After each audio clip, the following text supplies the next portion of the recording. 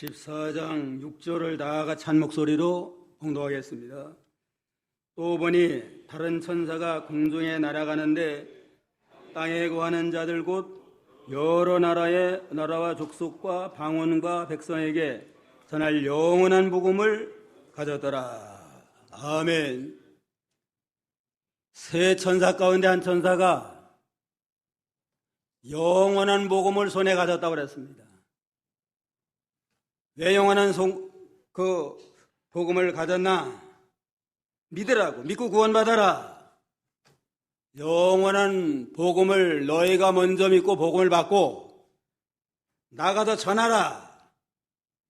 여러 나라, 족속, 방언, 백성에게 땅끝 이뤄서 영원한 복음을 전해서 복음의 사명을 감당하라 하고 영원한 복음을 가졌게 했습니다.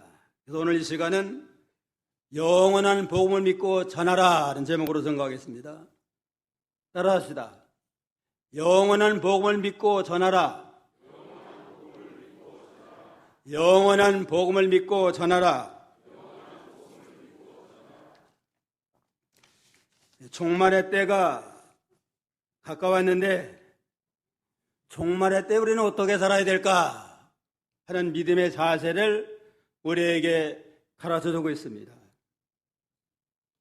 종말의 때에 사는 자들에게는 마귀의 교묘한 시험, 유혹, 환난이 많은 까닭에 잘 이길 만한 믿음이 있어야 됩니다. 요즘 국제 정세가 아주 혼란합니다. 혼란하고 불확실한데 러시아와 우크라이나 전쟁이 2년 지금 계속되고 있고 이스라엘의 상황이 지금 심상치 않는 그러한 상황입니다. 특별히 기도할 때입니다. 여기 세 천사가 말세 성도들 우리를 향해서 경고하는 말씀입니다. 첫째 천사는 영원한 복음 믿고 전하라. 둘째 천사는 반드시 무너질 바벨론에 취하지 말라. 셋째는 짐승과 그 우상에게 경배하지 말라 하는 경고의 말씀으로 우리에게 교훈하고 있습니다. 첫째 천사의 경고는 영원한 복음을 믿고 전하라. 6절을 다시 보면 또 보니 다른 천사가 공중에 날아가는데 땅에 거하는 자들 곧 여러 나라와 족속과 방언과 백성에게 전할 영원한 복음을 가졌더라. 이 복음이라고 하는 건 복된 소식 안에 기쁜 소식인데 뭐가 기쁜 소식이냐? 예수 그리스도를 믿기만 하면 재산 받고 구원받아 하나님의 자녀가 된다 하는 게 복음이고 복음의 기쁜 소식입니다. 구원받는 건 간단해요. 그냥. 어려운 것도 아니고 못할 것도 아니고 누구든지 예수 그리스도를 믿기만 하면 재산 받고 하나님의 자녀가 되어서 영원한 천국 백성이 됩니다. 예수를 믿는 순간에 우리의 이름이 하늘나라 생명책에 기록이 되어 있습니다. 천국 시민이 되니까 이 구원은 영원한 복음입니다. 뭐 시대가 지나서 변하는 것도 아니고 한 번 예수 믿어 구원받았으면 영원토록 천국에 영생복락을 누린다 하는 영원한 복음, 이걸 먼저 구원을 얻으라는 겁니다. 요한복음 14장 6절에 보면 예수께서 가라사대 내가 곧 길이요 진리요 생명이니 나로 말미암고는 아버지께로 올 자가 없느니라. 예수님을 통해서만이 하늘나라 가는데 세상 사람들 이걸 몰라요. 그냥. 쉬운 길인데 예수를 믿기만 하면 생명의 근원이 되고 진리가 되고 천국 가는 길이 되는 주님을 통해서 구원을 얻어나갈 수 있습니다. 예수 외에는 다른 길이 없어요. 그냥. 예수님만의 유일한 천국 가는 길이 되고 하나님을 자녀가 되는 길이 됩니다. 그럼 특별히 왜 영원한 복음이라고 그랬느냐? 신구약 성경 말씀이 영원한 복음인데, 영원한 복음이란 건 하나님의 말씀은 영원히 변치 않는다. 이점이라도 변치 아니하고, 변치 않으니까 영원한 복음이에요. 천지는 없어져도 하나님의 모든 약속의 말씀 일점이라도 변치 아니하고 그대로 다 이루어집니다. 세상에 영원한 게 없어요. 그냥 세상 모든 게 다 변하고 무쌍하게 돌아가고 창성됐다가 늙어가지고 소멸되고 모든 세상 것은 다 영원한 게 하나도 없습니다. 청춘도 지나가고 젊음도 지나가고 우리 마지막 우리 인생도 지나가요. 그냥. 그러나 복음은 하나님의 말씀은 영원 불변하고 복음으로 말미암아 구원받은 영혼은 영원히 변치 아니하고 영원한 생명을 누리며 천국 복음을 우리가 누리며 살게 됩니다. 그 다음에 또 왜 영원한 복음이냐? 성경 말씀을 통해서 우리가 영생을 얻기 때문에 영원한 복음이다. 요한복음 5장 39절, 요한복음 5장 39절 다 같이 읽어봅시다. 너희가 성경에서 영생을 얻는 줄 생각하고 성경을 상고하거니와 이 성경이 곧 내게 대하여 증거하는 것이로다. 성경을 통해서 우리가 영생을 얻습니다. 그래서 성경이 말씀하는 예수 그리스도를 믿음으로만이 구원과 영생을 얻어요. 구약은 앞으로 메시아가 오리라, 우리를 구원하는 그리스도가 오리라고 하는 예언의 말씀이고, 신약은 예수라는 분이 하나님이 보내주기로 약속한 예언한 우리의 구주 예수 그리스도다. 그걸 믿음으로, 그의 십자가 부활을 믿음으로 제산받고 구원받습니다. 그런 거로 이 성경을 통해서 성경에 예언한 예수를 믿음으로 영원한 생명을 얻기 때문에 영원한 복음이다. 이렇게 말씀을 했습니다. 또한 우리는 이 영원히 없어지지 아니하는 이 복음의 말씀을 믿음으로 천하 만민이 다 구원받아 영원한 천국을 건설해 나가기 때문에 영원한 복음이라고 했습니다. 우리만 믿고 구원받는 게 아니고 천하 모든 만민 가운데 누가 됐든지 예수를 믿기만 하면 다 구원받아서 천국에 가서 천국을 건설하고 영원한 생명을 얻기 때문에 영원한 복음이다. 이렇게 말씀을 했습니다. 6절 다시 한번 다 같이 읽어봅시다. 또 보니 다른 천사가 공중에 날아가는데 땅에 관한 자들 곧 여러 나라와 족속과 방언과 백성에게 전할 영원한 복음을 가졌더라. 첫째 천사가 경고하는데 어떠한 모습으로 경고해요? 날아가면서 경고한 걸 보면 천사는 하나님의 명령 순종하지 날아다니며 순종해요. 그냥 지체하지 아니하고 미루지 아니하고 주의 하나님의 명령이라면 즉시 날아가는 것처럼 순종하는 것처럼 너희도 이제는 날아다니는 것처럼 복음을 믿고 복음을 널리 전하라. 이제는 재림이 얼마 남지 않았으니까 부지런히 날아다니는 것처럼 가까운 데서도 복음을 전하고 먼 외국 방언이 다른 나라까지 가서 부지런히 전도 선교를 통해서 땅끝까지 증인의 사명을 감당해서 이 말세에 구원할 자를 다 건져내는 사명을 감당하라. 그래서 날아다니면서 이렇게 복음을 증거하는 것을 우리에게 보여주고 있습니다. 우리가 전도에 좀 더 힘써야 돼요.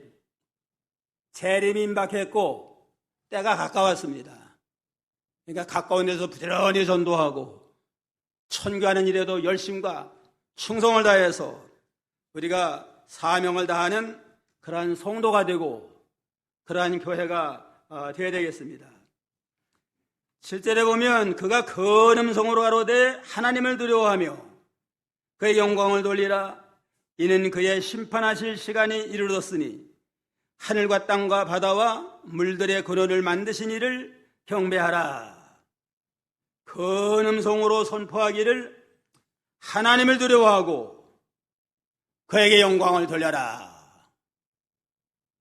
하나님은 사랑의 하나님 동시에 공으로 심판하시는 그러한 심판의 하나님도 됩니다.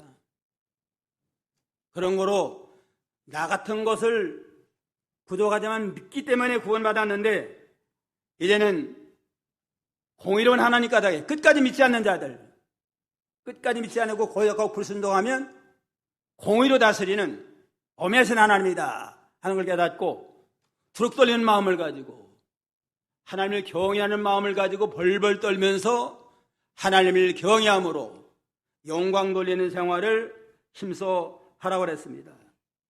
무조건 사랑의 하나님이다 하고 사랑만 생각하고 회개하지 아니하고 충성하지 아니하면 하나님 앞에 책망을 받습니다.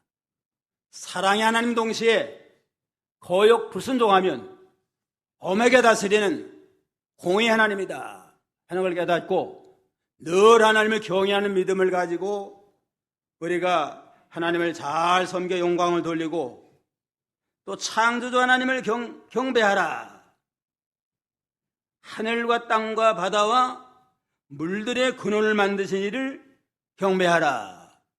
하늘과 땅과 물글 모든 천지 만물을 창조하신 창조주 하나님을 경배하면서 하나님께 영광을 돌리는 그러한 신앙을 가지라고 그랬습니다. 전도서 12장 33절에 보면 일의 결국을 다 들었으니 하나님을 경외하고 명령을 지킬지어다. 이것이 사람의 본분이니라. 하나님은 모든 행위와 모든 은밀한 일 선악간에 심판하시리라. 하나님은 창조의 하나님으로서 우리 모든 인생들은 하나님을 경외하며 그 명령의 말씀을 순종할 책임이 있습니다. 의무가 있습니다. 마지막에는 선악간의 모든 걸 다 심판해요. 그냥 얼마나 순종했나, 얼마나 만들어졌나, 얼마나 거역 불순종했나, 그걸 심판해서 아예 끝까지 믿지 않으면 심판해서 지옥에 보내고, 또 하나님을 믿고 구원을 받았는데 순종 잘했으면 상을 받고, 이래서 행한 대로 상을 주시는 공의의 하나님이라고 했습니다. 첫째 천사는 경고하기를 뭘 경고했다고 그랬어요? 하나님의 복음을 믿고 전하라. 둘째 천사의 경고는 반드시 무너질 바벨론에 취하지 말아라. 8절 다 같이 한번 읽어봅시다. 8절 또 다른 천사 곧 둘째가 그들을 따라 말하되 무너졌도다 근성 바벨론이요 이 모든 나라를 그 음행으로 인하여 진노의 포도주를 먹이던 자로다 하더라. 무너졌도다 하는 건 반드시 무너진다. 강조한 건 바벨론은 반드시 망하게 돼 있고 무너지게 돼 있다. 역사적으로 이 바벨론이 아주 강한 나라의 세계를 제패한 강한 나라였는데 결국은 교만하다가 바벨론도 무너져서 멸망당했습니다. 아무리 강력한 나라랄지라도 세상 나라는 세상권이 오래가지 아니하고 반드시 무너지고 심판받는다는 걸 가르치는 겁니다. 이 근성 바벨론은 영적으로는 인본주의 세상을 가르칩니다. 말세 인본주의 세상이 온 세상을 주장하고 이렇게 나가지만 교회까지도 주장하려고 하지만 과거에 강력한 바벨론 나라가 무너진 것처럼 반드시 인본주의, 세상주의는 무너지게 돼 있다 하는 걸 영적으로 우리에게 가르쳐 줍니다. 베드로전서 1장 24절 다 같이 읽어봅시다. 그러므로 모든 육체는 불과 같고 그 모든 영광이 풀의 꽃과 같으니 풀은 마르고 꽃은 떨어지되 오직 주의 말씀은 세세토록 있도다 하였으니 너에게 전한 복음이 곧 이 말씀이니라. 우리 모든 육체는 풀과 같아요. 꽃은 또 명광한 꽃과 같고, 풀이 뭐 암만 왕성해도 얼마나 가요. 그냥 가을에 서리가 떨어지고 눈이 오면 다 시들어져 없어져요. 그냥 화무 11홍이라고 꽃이 암만 아름다워도 열흘 이상 가는 꽃이 많지 않습니다. 세상 모든 영광은 다 풀의 꽃과 같이 오래가지 아니하고 떨어지고 시들어지게 되어 있는데, 바벨론과 같은 인본주의, 물질 문명, 과학 문명, 이 세상주의라고 하는 건 그 권세가 세계를 하루를 찌를 것 같지만 결국은 멸망당하고 맙니다. 바벨론의 근원은 바벨탑에서부터 나왔어요. 노홍수 이후에 하나님 이제는 물로는 다 심판하지 않겠다 하고 증거를 줬는데 뭘 줬어요? 무지개를 보여주면서 다시는 물로 심판하지 않겠다고 약속을 했습니다. 노홍수 이후에 사람들이 야, 하나님 무섭다, 물로 온 세상이 물바다가 돼서 심판받았는데 또다시 물로 심판하면 어떻게 되겠느냐, 대책을 세우자. 그래가지고 흩어지지 말고 다 불합평이 모여가지고서는 큰 빌딩을 짓자. 이제 탑을 그냥 하늘까지 쌓는 탑을 쌓아가지고 비가 오면 하늘 올라가면 암만 하나님이 심판해도 하늘까지 닿겠느냐 하고서는 바벨탑을 쌓기로 했습니다. 이건 아주 하나님을 불순종하고 거역하는 겁니다. 하나님의 말씀이 물로 심판하지 않겠다 약속을 했으면 믿고 나가면 되잖아요. 근데 그걸 믿지 못하고 또다시 물로 심판하면 어떻게 되겠느냐. 하나님의 말씀을 믿지 아니한 불신앙, 또 하나님의 심판을 우리 인간들이 모여가지고 탑을 쌓아서 이겨보자, 좀 하나님을 꺾어보자. 이거 얼마나 패역하고 잘못된 거예요. 그래서 이제는 서로 언어가 혼란이 돼가지고, 벽돌 가져라고 그러면 나무 가지고, 나무 가져라고 그러면은 뭐 다른 도끼를 가지고, 이런 언어가 통하지 않으니까 중단이 됐잖아요. 바벨탑이라고 하는 건 하나님을 불순종하고 하나님을 도전해가지고 하나님을 이겨보자, 이런 참남된 목적을 가지고 세운 거기에 망했는데, 바벨론 나라도 같은 목적을 가지고 나왔기 때문에 하나님이 심판했습니다. 이스라엘을 징계하려고, 이스라엘이 우상을 섬기고 타락을 하니까 징계하려고 좀 바벨론 포로를 좀 되게 했는데 바벨론 나라가 교만했습니다. 느부갓네살이 왕이 되고 세계를 제패한 다음에 이 큰 성은 내가 건설했고 나의 도성을 삼고 내 위엄의 영광을 나타내자 하고 낯소리 몇 번 했어요? 낯소리 3번 했다가 그 말이 떨어지자마자 하나님이 징계가 임해가지고 그냥 총명이 떠나가서 짐승이 됐습니다. 소처럼 풀을 먹는 짐승이 돼가지고 왕애들을 쫓겨났다가 7년 동안 짐승을 하다가 회개하고 하나님을 우러러볼 때 다시 왕위를 회복했다고 그랬습니다. 하나님이 이스라엘을 징계의 몽둥이로 사용했는데 제가 건설했대요. 그냥 그래서 제 도성을 삼자, 내 위엄의 영광을 나타내자, 하나님의 영광 나타내지 아니하고, 그래가지고 바벨론이 멸망한 것처럼 오늘날 인본주의 모든 물질 문명, 모든 권세, 과학 문명, 이 모든 것도 바벨탑, 바벨론처럼 인간들이 하나님이 하는 일을 좀 꺾어보려고 하는 이러한 역사가 나타나는 거 아니에요? 창조의 영역은 하나님의 영역인데 인간들이 지금 사람도 좀 한번 공장에서 생산한 것처럼 생산해보자 이래가지고 좀 얼마나 좀 과학이 그냥 얼마나 지금 참남되게 나가고 있어요.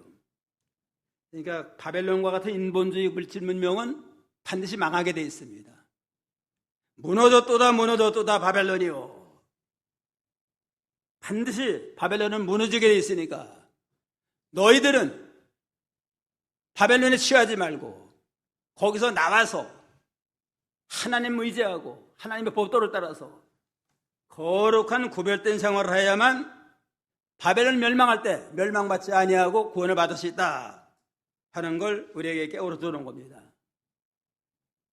요한계시록을 기록될 당시에는 로마 나라가 세계를 주당했습니다. 이를테면 로마가 그 시대에 바벨론과 같은 상황이 있었습니다.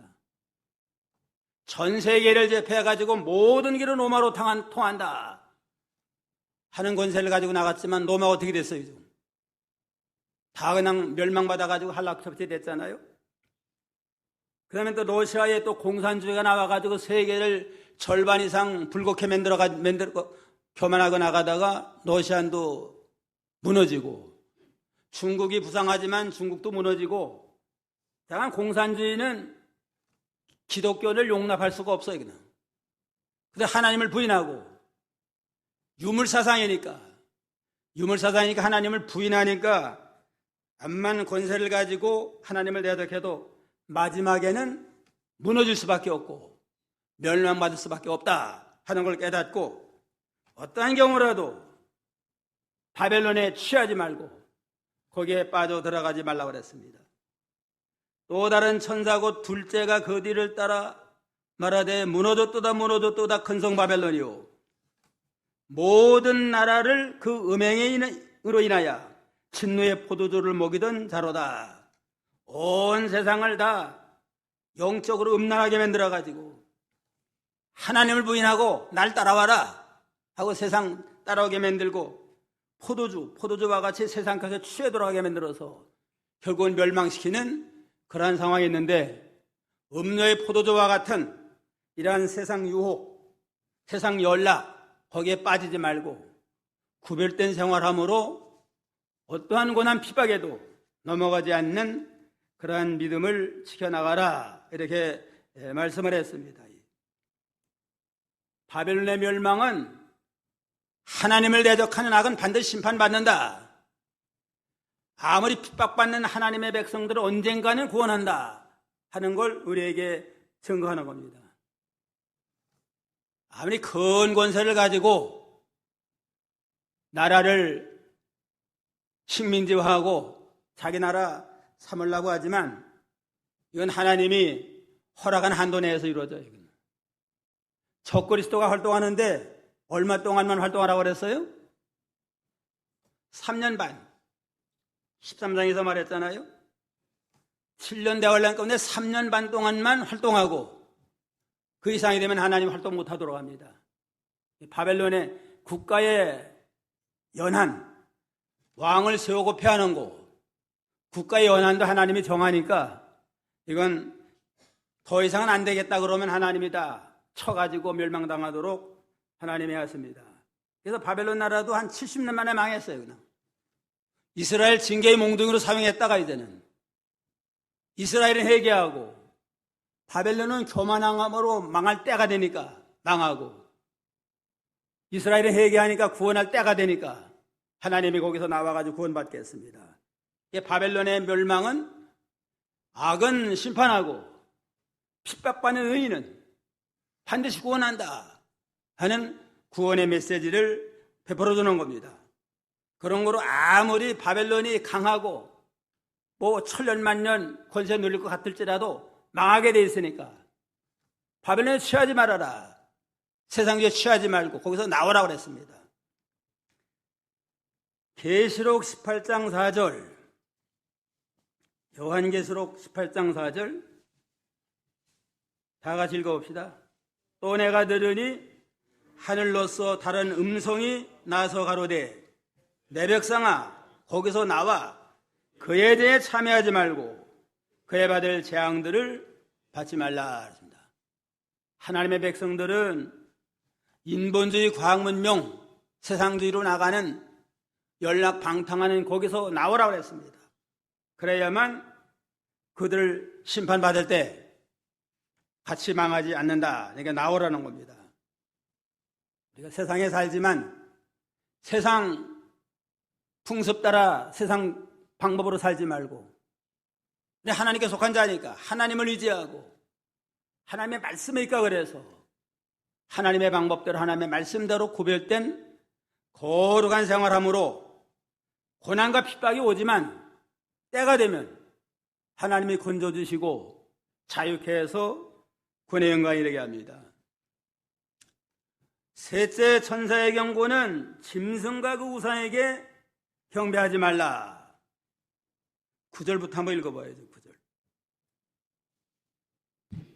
9절.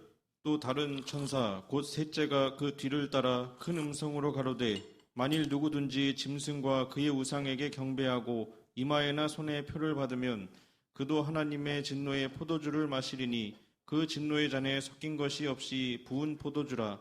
거룩한 천사들 앞과 어린 양 앞에서 불과 유황으로 고난을 받으리니 그 고난의 연기가 세세토록 올라가리로다. 짐승과 그의 우상에게 경배하고 그 이름의 표를 받는 자는 누구든지 밤낮 쉼을 얻지 못하리라 하더라. 또 다른 천사 셋째가 뒤를 따라 큰 음성으로 가로되 만일 누구든지 짐승과 그의 우상에게 경배하고 이마에 손에 표를 받으면 그도 하나님의 진노의 포도주를 마시리라 그랬습니다. 이 짐승과 우상에게 경배하지 말고 표를 받지 말라고 그랬습니다. 짐승이 뭐라고 그랬어요? 13장에서 적그리스도를 가르쳤습니다. 적그리스도. 바다에서 나온 적그리스도는 적기도 국가와 같이 바벨론과 같은 나라, 애국과 같은 나라, 공산주의 국가, 요즘은 이슬람 국가와 같은 국가적으로 하나님을 대적하는 적기도 국가, 그거에 우리는 끌려가거나 경배하지 말고 교회 안에서 일어난 WCC와 같은 것들, 이단들, 사이비안 이런 이단들도 교회 내에서 양의 탈을 쓰고 나온 적그리스도라고 그랬습니다. 말세에 적그리스도가 교회 밖에서도 일어나고 교회 안에서도 일어나기 때문에 깨어서 정신 차리지 아니하면 자기도 모르는 사이에 거기에 끌려가가지고 믿음을 거스려 나가게 됩니다. 그런데 이 적기독이 나와가지고 이제는 많은 사람들에게 우상의 표를 이마에나 손에 하게 만듭니다. 이마는 사상적으로 미혹을 하고 손에 행동적으로 미혹을 해서 많은 사람이 하나님을 대적을 해서 통일돼 가지고 하나님을 대적하도록 이렇게 역사하는 가운데 있습니다. 이마에 표를 친다고 그랬는데 그 표는 뭐예요? 13장에 보면 666. 666이 적그리스도의 표고 사탄의 표고 그건 인본주의의 표, 세상주의의 표로서 666 표를 받게 해가지고 이렇게 미혹을 하고 그 표를 받지 아니하면 매매를 금하게 함으로 많은 어려움을 당할 수 있습니다. 그러니까 믿는 성도가 666의 짐승의 표를 받지 아니하면 어려움을 당할 수 있지만 그렇다고 해서 하나님을 버리고 양보하고 나아가면 일시적으로는 좀 고난이 덜할지 모르지만 마지막엔 하나님 앞에 심판받아서 멸망을 받습니다. 그러므로 짐승을 경배하지 말고 짐승의 표 666을 받지 아니하고 나가야만 끝까지 우리가 믿음으로 승리생활할 수 있습니다. 믿으면 불신자들은 내세를 모르니까 그냥 다 666 표를 받아가지고 이렇게 세상 중심으로 나가다가 멸망에 들어가게 됩니다. 10절에 보면 그도 하나님의 진노의 포도주를 마시리니 그 진노의 잔에 섞인 것이 없이 부은 포도주라. 진노의 포도주를 마시는데 잔에 섞은 것이 없다는 건 원액 그대로 그냥. 보통 포도주 하면 물 타 먹잖아요. 이건 진노의 포도주에 물을 타지 아니하고 워낙 그대로 그냥 마셔서 멸망하게 만드니까 얼마나 심판이 혹독한가 하는 걸 알 수 있습니다. 물도 타지 아니하고 독한 거 그냥 그걸 원액 그대로 마시게 만들어 가지고 진노를 당하게 만들고 또 어린 양 앞에 불과 유황으로 고난을 받으리라. 불과 유황의 고난을 받으리라. 불과 유황이 어디예요? 이게 지옥. 지옥에 들어가서 불과 유황으로 고난을 당하게 되리라. 11절에 그 고난의 연기가 세세토록 올라가리로다. 짐승과 그 우상에게 경배하고 그 이름의 표를 받는 자는 누구든지 밤낮 쉼을 얻지 못하리라 하더라. 밤낮 쉼을 얻지 못하니까 영원토록 고난 가운데 고통을 당하면서 이렇게 신음하게 될 것을 이렇게 예표적으로 말했습니다. 적그리스도가 핍박한다고 양보하고 나가면 불과 유황의 불못에 들어가가지고 영원토록 쉼이 없이 고통을 당하는 가련하고 불쌍한 자가 되고 만다고 그랬습니다. 그러니까 아무리 유혹이 많고 핍박이 많아도 끝까지 참고 견디면서 인내하면서 믿음으로 나가야 됩니다. 12절 다 같이요. 성도들의 인내가 여기 있나니 저희는 하나님의 계명과 예수 믿음을 지키는 자들이다. 이러한 핍박과 유혹과 고난이 와도 성도들이 인내한다고 그랬습니다. 구원받은 성도는 인내하게 되는데 하나님의 계명을 지키고 예수 믿음을 지켜서 모든 유혹 환난을 이기고 믿음으로 승리하게 됩니다. 영원한 복음을 끝까지 양보하지 않냐고 붙들고 나가고 아무리 미혹을 해도 아무리 불리하고 손해가 나도 짐승의 법 받지 아니하고 끝까지 인내하면서 믿음으로 나가고 계명의 말씀대로 주일 성수하고 우상 섬기지 아니하고 11조 생활하면서 계명을 잘 지켜 구원을 이루고 영원한 복음을 믿는 믿음을 끝까지 양보하지 않고 나가서 믿음에 승리하게 됩니다. 6.25 때에 여러 명이 산기도를 갔대요. 산기도 가서 이제는 기도를 하는데 인민군 복장을 한 군인들이 와가지고서는 그들을 수색해냈습니다. 수색하고 당신들은 공산주의 북한을 좋아하느냐 남한을 좋아하느냐고 물어봤습니다. 그러니까 이 괴뢰군들이 후퇴한 직후이기 때문에 지금 괴뢰군이냐 아군이냐 적군을 좀 분별해야 될 때가 됐으니까 아마 국군들도 괴뢰군 복장을 하고 이렇게 좀 수색을 했대요. 근데 그 산기도 간 사람들은 모르죠. 그냥 그래 예배를 인도하던 영수님, 나도 영수는 지금 권사와 같은 것 같아요. 나이 많은 영수는 예배 인도를 했는데 누가 북한이 좋으냐 남한이 좋으냐 물어볼 때 제가 뭘 압니까? 저는 신앙의 자유를 주는 남한이 좋습니다 하고 대답을 했대요. 괴뢰군 복장을 입은 지금 군인이 치료하는데 다른 사람들이 깜짝 놀랐습니다. 이건 괴뢰군 앞에서 남한 좋다고 그러면 다 총살당할 것 같은데 그러니까 그 사람들이 아니올시다. 저 늙은이가 지금 말을 잘못했는데 우리는 북한을 지지합니다 하고 다 말했대요. 그러니까 이들 생각에는 괴뢰군 앞에니까 남한 지지하면 총살당하고 북한을 찬양하면 살려줄 줄 알고 그렇게 얘기했대요. 그러니까 그들이 그 권사님 노인 그 영수님만 남으라고 그러고 나머지를 끌고 왔대요. 끌고 와서 총살당했다고 그럽니다. 권사님이 괴뢰군 앞에서도 나는 예수 믿는 자유를 주는 남한이 좋습니다. 죽어도 좋습니다. 하고 그냥 믿음으로 나가니까 그만 살고 다른 사람은 다 그때 변절된 거 아니에요?